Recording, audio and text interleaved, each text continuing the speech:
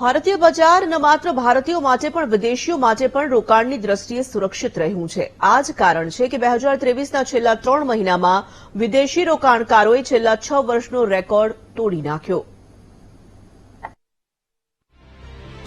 ભારતીય બોન્ડ્સમાં વિદેશી રોકાણ 6 મહિના ટોચ પર વિદેશી રોકાણ 3 મહિનામાં 420 કરોડનું રોકાણ।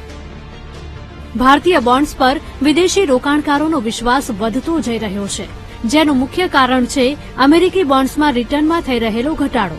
ભારતીય બોન્ડ્સમાં વિદેશી રોકાણકારોએ 2023ના છેલ્લા 3 મહિનામાં 68,663 કરોડનું રોકાણ કર્યું છે। આ રોકાણ છેલ્લા 6 વર્ષમાં સૌથી વધારે છે।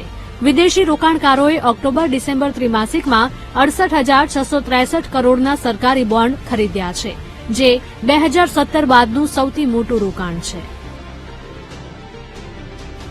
બીએનપી પારિબા એસેટ મેનેજમેન્ટમાં ફિક્સ્ડ ઇન્કમ ઇમેજિંગ માર્કેટ્સના હેડ જીન ચાર્લ્સ સેમ્બરોના મતે, અમે 2024માં ભારત માટે પોઝિટિવ છીએ અને લોકલ કરન્સી એસેટ ક્લાસમાં ઇન્ફ્લોની પણ આશા રાખીએ છીએ।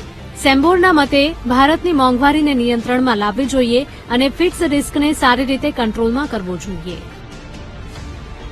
જેપી મોર્ગનની જાહેરાત બાદ વધી આશા।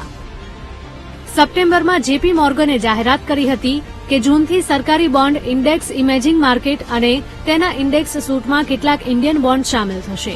નિષ્ણાતોના મતે, આમ થવાથી બોન્ડમાં 20 થી 40 અબજ ડોલરનું રોકાણ મળી શકવામાં મદદ મળશે।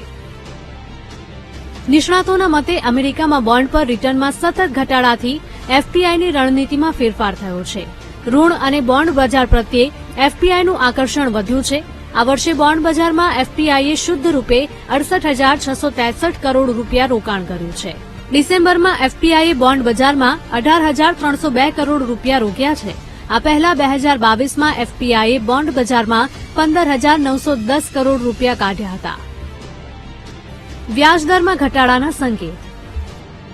હવે ફેડે પણ સંકેત આપ્યા છે કે 2024માં એ વ્યાજદરમાં ઘટાડો કરવા માટે તૈયાર છે, જેથી લોકોને પણ આશા બંધાઈ છે કે ભારતીય રિઝર્વ બેંક પણ તેનો અમલ કરશે।